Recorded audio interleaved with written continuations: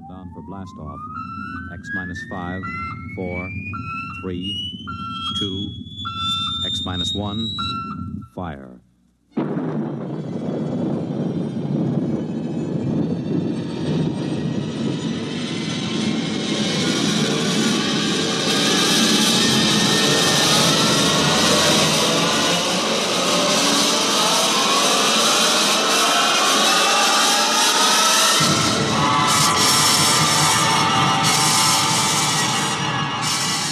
From the far horizons of the unknown come transcribed tales of new dimensions in time and space. These are stories of the future, adventures in which you'll live in a million, could be years, on 1,000 maybe worlds.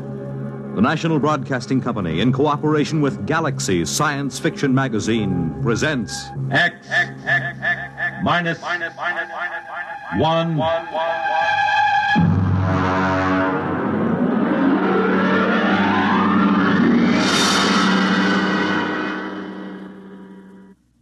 Tonight's story, Sam, This Is You, by Murray Leinster.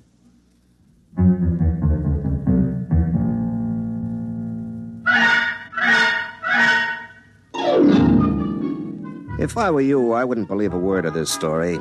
I'm still not sure if Rosie does, and as a matter of fact, I'm not so sure if I do myself. And that's going some because it happened to me. And if I can't believe it, well, who can? I suppose it could have happened to anybody, although, on the other hand, maybe it couldn't have happened to nobody. And that's pretty mixed up, so maybe I'd better begin at the beginning. And in this case, that's not so easy as it sounds. For one thing, there's the question of where is the beginning? Well, anyways, I'm Sam Yoder. I'm a telephone lineman for the Batesville and Rappahannock Telephone Company. I got into that line of work because I was in a wire platoon during the war. I've been up more trees in the Ardennes forest in Belgium than anybody, except maybe a couple of squirrels, and they didn't have to string telephone wires.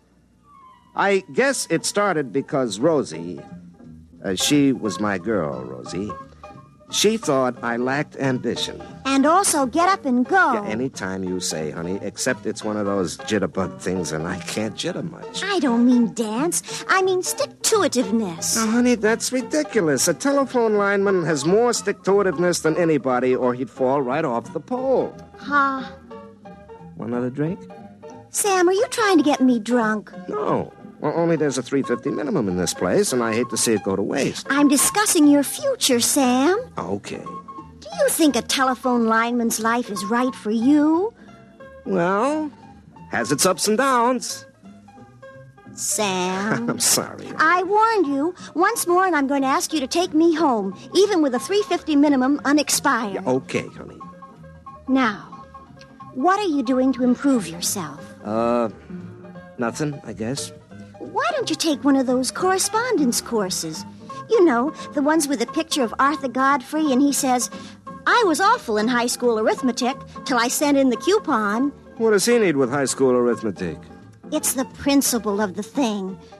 Sam, I'd hate to think I was engaged to a man who didn't improve himself. Well, I'll figure something out, honey. You don't want to spend all your life with your arms around a pole.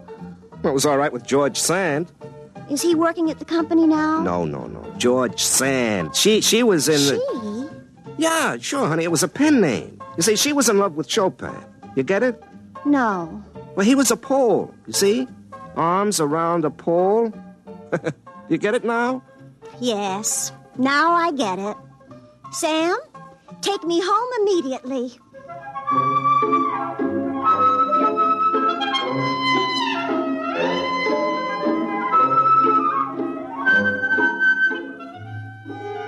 She's like that. No sense of humor, know what I mean?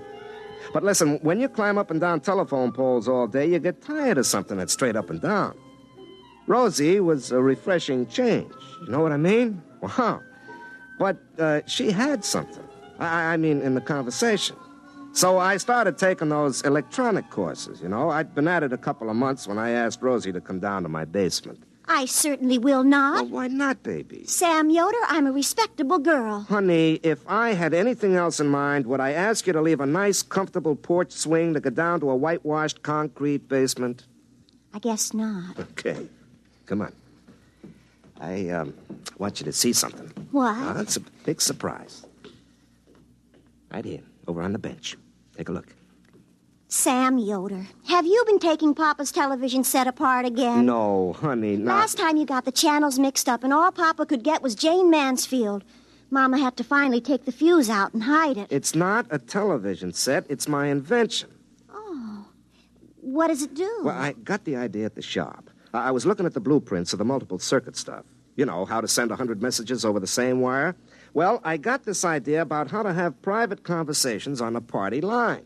Actually, I got the idea calling you up with the whole street listening in. Does it work? Well, almost. I got a few bugs in this mess of garbage here. Sam, that's no way to talk. Well, honey, all the engineers talk that way, and they're college men with fraternity pins. Well, then I guess it's all right. When will you have this fixed up? Oh, I don't know. I'll have to tinker with it a little. It's just like you, honey. Sam, you do not have to tinker with me. Honey, I mean electrically like you. High voltage and a lot of current, but too much resistance. You get it, honey? I mean like an electrical circuit? Resistance is... I get it. Sam, take me home immediately.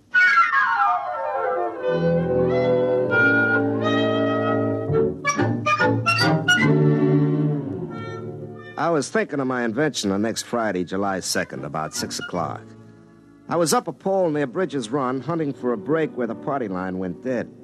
I hooked in my linesman's phone, but I couldn't get central. I was just about to pull my phone and get down when... Hey, that's impossible. The line checked out dead. Hello, who's this? Sam, this is you. Huh? What's that? This is you. You, Sam Yoder. Don't you recognize your own voice? This is you, Sam Yoder, calling from the 12th of July. Look, Mac, I'm working and I'm 50 feet up. Don't hang up. I'm not hanging up, but you'd better. Now, wait a minute. Do I know you? The voice is familiar. Sam, it's the 2nd of July where you are, and you're up a pole by Bridges Run. The line's dead in 2 places, or else I couldn't talk to you. Lucky, huh? Whoever you are, it isn't going to be lucky for you. But I'm you, and you're me. We're both the same Sam Yoder, only where I am, it's July 12th. Where you are, it's July 2nd. You've heard of time traveling? Well, this is time talking. You're talking to yourself. That's me. And I'm talking to myself. That's you. And it looks like we've got mighty good chances to get rich. Look, I don't believe this. All right, then listen. Do you remember the time you were out with Rosie at the drive-in movie over at the Wing? And the couple in the convertible next to you were naked. And then Rosie...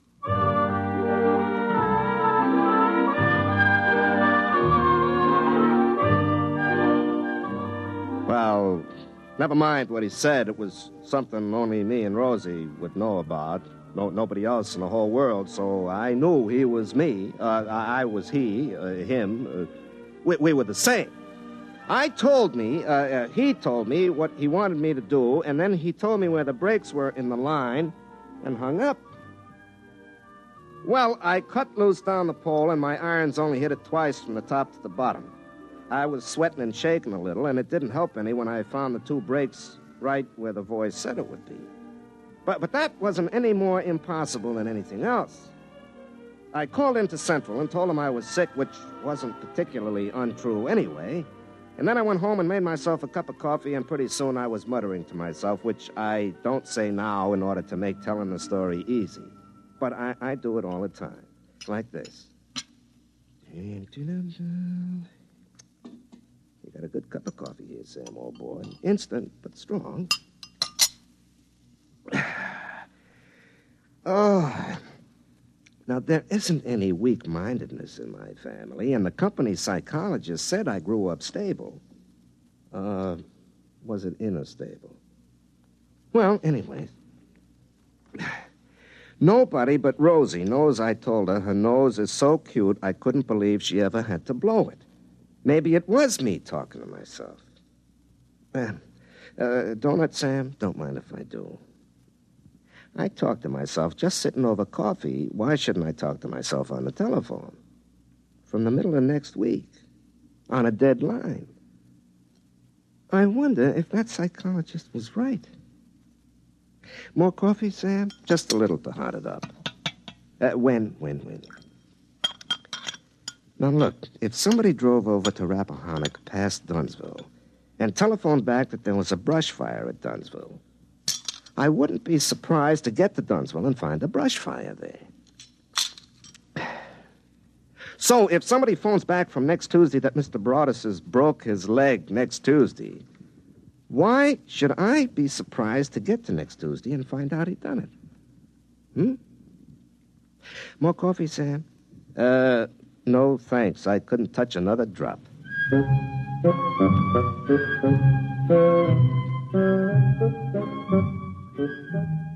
see what I mean?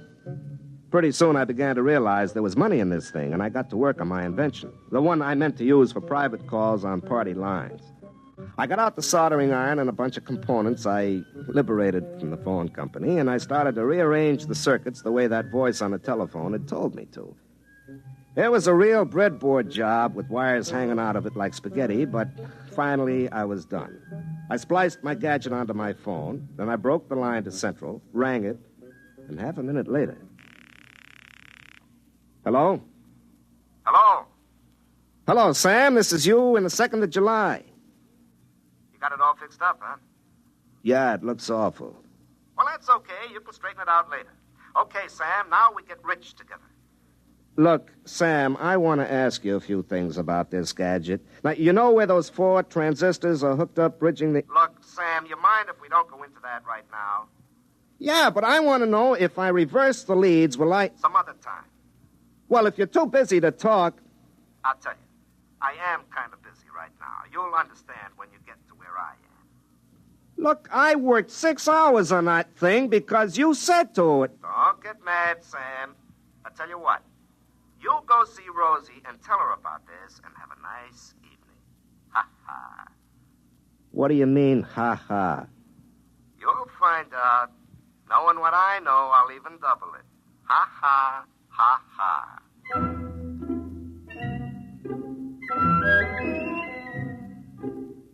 I went over to Rosie's house. Her old man was watching Diana Dors on the television, and her mother was watching her old man, so I took Rosie by the hand and led her out onto the porch. I could see the moon glinting off eyeglasses as all the neighbor ladies leaned forward in their porch rockers to watch us. I always felt a responsibility to those ladies, and usually I try to make it worthwhile to them staying up so far past their bedtimes. But tonight, I had other things on my mind. Sam, you didn't slick down your cowlick. I've told you, if you go on a date without slicking down your cowlick, it shows you have no respect for the girl. Rosie, forget my cowlick, huh? I could go inside and get some mustache wax. Pa keeps it because his crew cut always goes limp when the humidity gets above 60%. Rosie, will you listen to me? I've made up my mind to get rich. You ought to have everything your little heart desires. Now, suppose you tell me just what you want. I want your cowlick to lie down so I won't be ashamed in front of the neighbors. No, honey. Mink, chinchilla, a sports car, anything, whatever you want.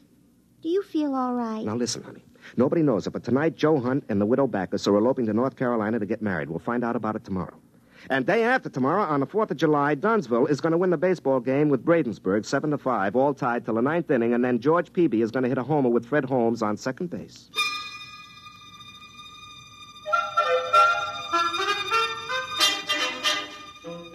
There was a brief silence, interrupted only by the sound of Pa's rocker going over as he tried to get a better angle on Diana Dors. I don't know how many times I've explained to him you can't improve on the view on a two-dimensional TV screen by craning your neck.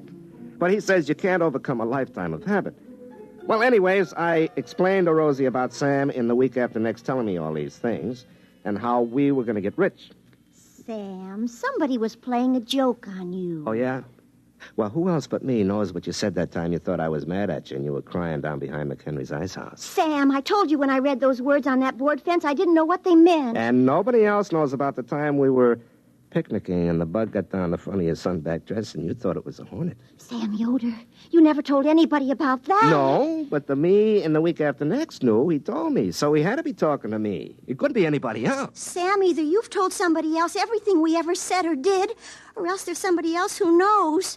That's awful. But, honey, it's me. This other person knows everything we say, even now? Sure. Sam Yoder, you go home. But, honey... Do you think I'm going to talk to you when somebody else listens to every word I say and knows everything I do? Do you think I'm going to marry you? But, Rosie, it's just between the two of us. You, me, and me next week. Rosie.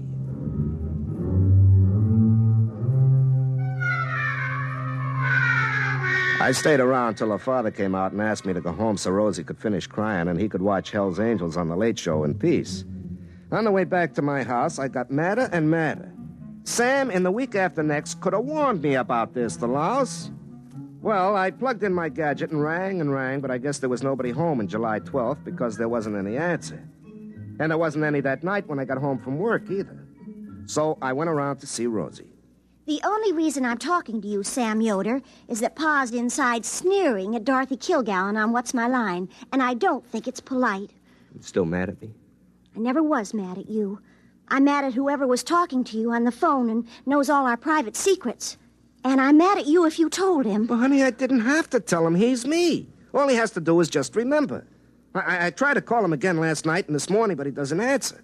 Maybe he's gone off somewhere. Do you think it's polite to sneer at Dorothy Kilgallen? She knows so many important people by their first names, lots of them even for short. You think maybe it's all an illusion? You told me last night there'd be an elopement, and there was. Joe Hunt and the widow Backus, just like you said. Well, could have been a coincidence. I'm waiting to see if Dunsville beats Bradensburg 7-5 tomorrow. Yeah, I bet $11 on it. If that happens, I'll die. Why, honey? Because it'll mean that I can't marry you, ever. Because somebody else would be looking over your shoulder, and we would never be by ourselves all our lives, day or night.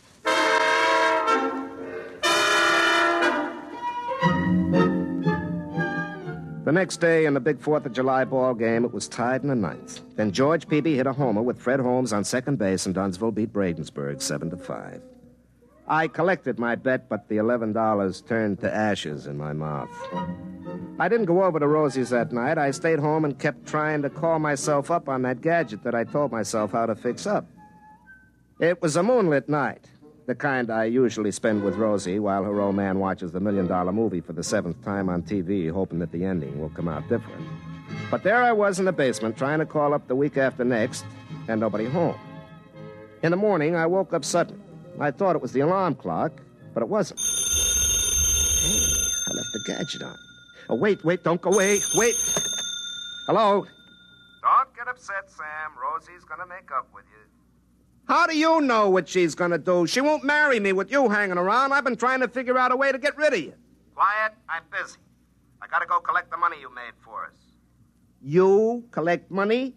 I get in trouble and you collect money? I have to, or you wouldn't get it. Now listen, where you are, it's Wednesday. You're going over to Dunsville today to fix some phones. You'll be in Mr. Broadus' law office about 10:30.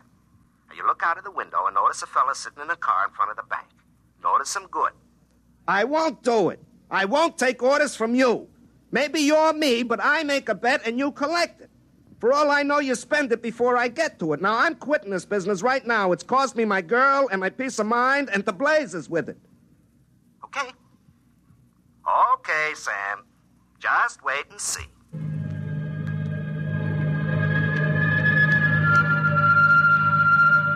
The trouble with a story like this when you tell it is there isn't any suspense, like one of those old movies where a gypsy fortune teller tells George Raft he's going to be head gangster and fall in love and finally get shot by his best friend, played by Ralph Bellamy. And then the rest of the picture just goes like a local commuter train following a schedule. Well, sure enough, I was ordered over to Dunsville to fix the phones in Mr. Broadus' office. Well, at 10:30, I happened to look out of the window, and there, sitting in a car with the motor running, was a reddish-haired man. Then suddenly 2 other men come running out of the bank carrying bags. Mr. Harrison, the guard, is shooting at them. And they're shooting back. And the car takes off like a big bird and shoots out of town. And Fred Hale comes tearing after him in the squad car right down Olympia Street. Unfortunately, Mrs. Monroe was turning left into the supermarket parking lot. She happened to be coming from the far right lane.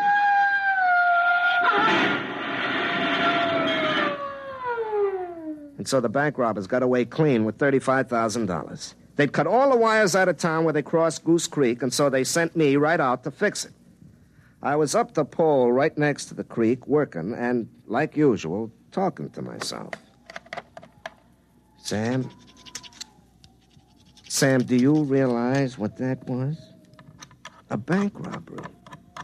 You, in the middle of next week, told you to come over here and watch a bank robbery, but you didn't tell yourself what for. You didn't tell yourself to stop it. Sam, that other you is a born crook.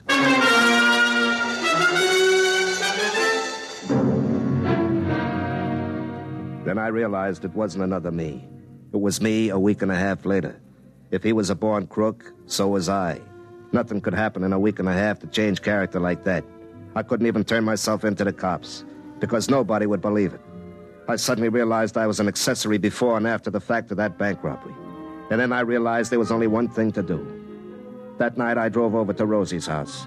Her father had a jacket and tie on because he was expecting to visit Her Supreme Highness Princess Grace of Monaco and Slapsy Maxie Rosenblum with Ed Morrow face to face. I took Rosie out to the porch just as the princess invited Ed and Rosie's old man into a closet to see her shoes. Sam, what's the matter? You look awful. I am awful. Rosie, I come to tell you goodbye. I just found out I'm a criminal, so I better go and commit my crimes far away from hearth and friends who would be hurt. Sam, what's happened now? That bank robbery. I knew all about it before it happened. I called myself up and told myself, but I didn't let myself stop it. Don't you see? I'm an accessory both ways against the middle. I'm a criminal. So, Rosie, goodbye. Sam, you sit right down. Oh, it's in the blood, I guess, or the genes. What do you think in my case it was environment rather than heredity? Now, Sam, you haven't done anything yet. It's that other you. But I'm going to have done something. I'm doomed to be a criminal. Well, I'm going to reform you. What? I'm going to reform you before you start. I'm going to stay with you from now on, every place you go. But, Rosie, I climb poles. I'll wear my tapered slacks. You won't do anything criminal with me along. And if that other you starts talking to you on the telephone, I'm going to climb the pole and tell him where he gets off.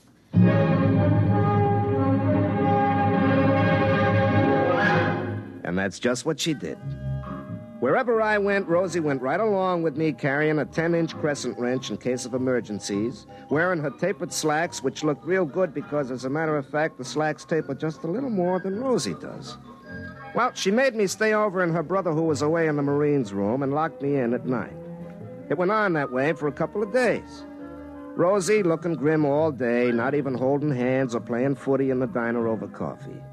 We spent the evenings in her living room while her father watched Meet the Press and asked Nixon and Kefauver questions that they never even answered. I complained to Rosie that we had all the disadvantages of being married a long time without the obvious advantages. But her father told me to keep quiet and stop interrupting Steve Allen. Well, finally, on the 11th of July, we were driving in the phone company truck, Rosie was driving, to make sure I didn't commit anything criminal like crossing the double white line or not stopping for a school bus. Do you realize tomorrow is the 12th? Yeah. That's the day the other you called you up from, isn't it? Yeah, that's right. Well, I've kept you honest.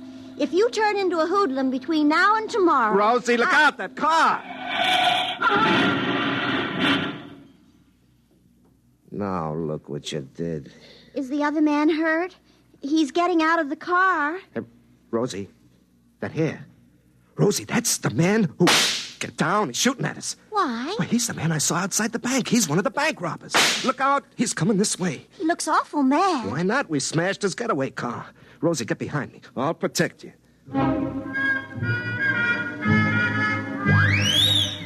The fella came up to us holding his gun and looking pretty upset, and he was just about to say something when Rosie reached over my shoulder and hit him on the head with her crescent wrench. I took a length of wire and my pliers, and I had his hand spliced behind his back before he came to. We threw him in the back of the truck and took him into the sheriff at Dunsville. He confessed right away and told where his buddies were hiding out. Rosie locked me up in her brother's room again that night, and then it all came clear to me. In the morning, Rosie came out on the truck with me again, and she was still trying to reform me. I let her come along, but inside I was grinning. What are you sneering about, Sam? I'm not sneering, I'm grinning. Rosie, do you realize there's a $5,000 reward for those robbers? and we get it? Well, I'm still worried about that other you. Oh. Well, we'll take care of that right now. Sam, what are you doing? Now, just a minute, honey. I gotta climb that pole.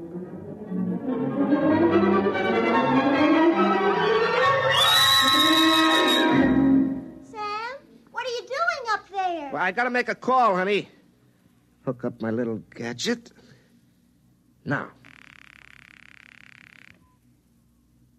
Hello, who's this? Sam, this is you. Huh? What's that? This is you. You, Sam Yoder. Don't you recognize your own voice? This is you, Sam Yoder, calling from the 12th of July. Look, Mac, I'm working and I'm 50 feet up. Don't hang up.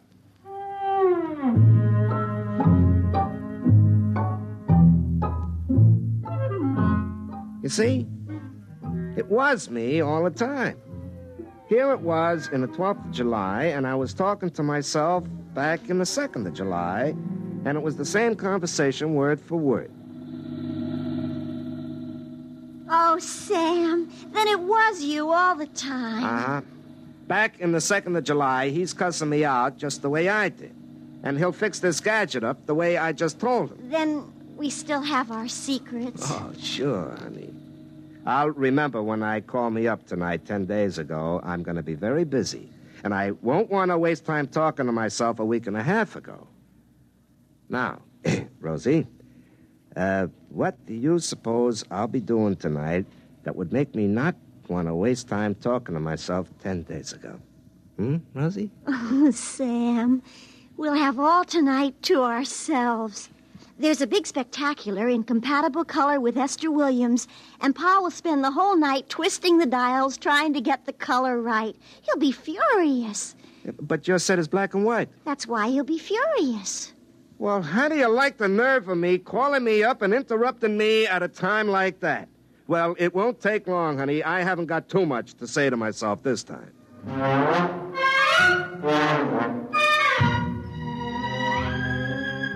Well, that's the way it went. Rosie and I got married. Like I say, I wouldn't believe this story if I was you. Of course, what with horse races and things like that, we're doing pretty well, but that could just be good luck. But folks around this part of the country don't want to bet with me.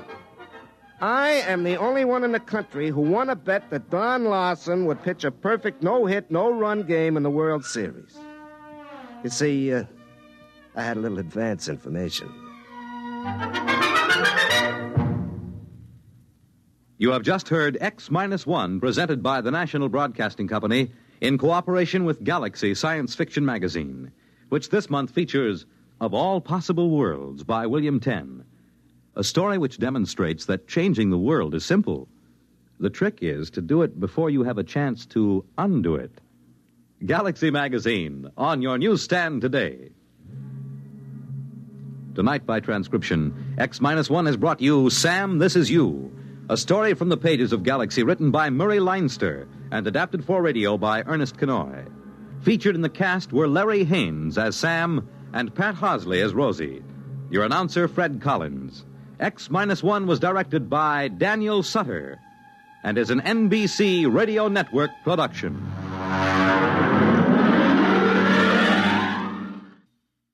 For eerie tales that set the scene for witches' flights this Halloween, hear Sleep No More tonight.